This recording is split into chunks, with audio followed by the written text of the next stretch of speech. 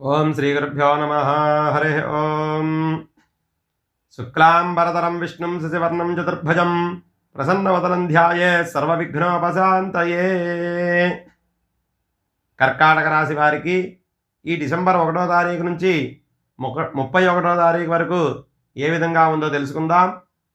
కర్కాటక రాశి పునర్వసు 4వ పాదం వారు కానీ, పుష్యమి 1, 2, 3, 4 పాదాలు కానీ, ఆశ్లేష 1, 2, 3, 4 పాదాలు అయినట్లయితే మీ జన్మరాశి కర్కాటక రాశి అవుతుంది.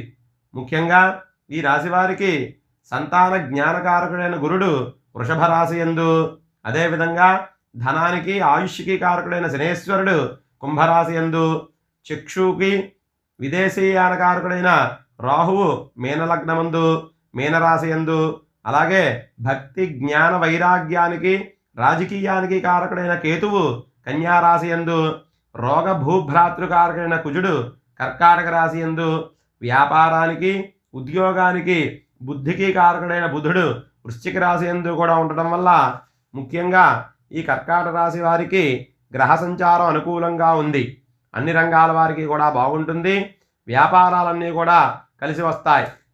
అలాగే ఈ నెలలో మీరు ఏ పని ప్రారంభించినా కూడా దాంట్లో ఖచ్చితంగా విజయాన్ని సాధిస్తారు. ఆరోగ్యం చక్కగా ఉంటుంది. ఆర్థికానికి ధనానికి లోటు ఉండదు. ఉద్యోగస్తులకు ప్రమోషన్స్ రావడానికి చాలా వరకు అవకాశాలు కనబడుతున్నాయి. ఈ నెలంతా కూడా మీరు ఉత్సాహంగా హుషారుగా కాలం గడుపుతారు. నూతన వాహనాలు కొనడానికి కూడా చూస్తూ ఉంటారు. సంఘంలో మంచి గౌరవ మర్యాదలు పొందుతారు. రాజకీయ పరంగా కూడా మంచి సేవా కార్యక్రమాలన్నీ కూడా చేసి అభివృద్ధి సాధిస్తారు. సంతానం మీరు చెప్పిన మాట విని మంచి అభివృద్ధిలో నడుస్తారు. భార్యాభర్తల మధ్య అన్యోన్యత బాగుంటుంది.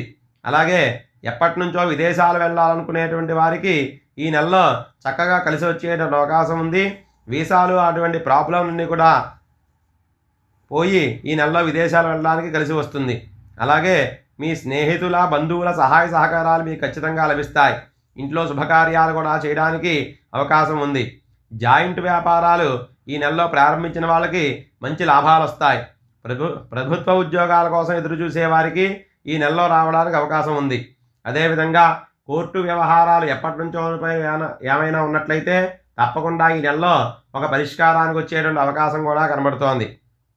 ఇవి ఈ డిసెంబర్ నెల మాస ఫలితాలు. ఇంకా ఈ రాశి వారికి జాతకరీత్యా గోచారరీత్యా అనుకూలంగా ఉండాలంటే ప్రతి సోమవారము కూడా శివాలయానికి వెళ్ళి ఒక 11 సార్లు ప్రదక్షిణాలు చేసి ఆవు పాలతో సోమవారికి అభిషేకం చేసుకున్నట్లయితే అంతా శుభప్రదంగా ఉంటుంది. సర్వే జనా సుఖినో భవంతు. స్వస్తి.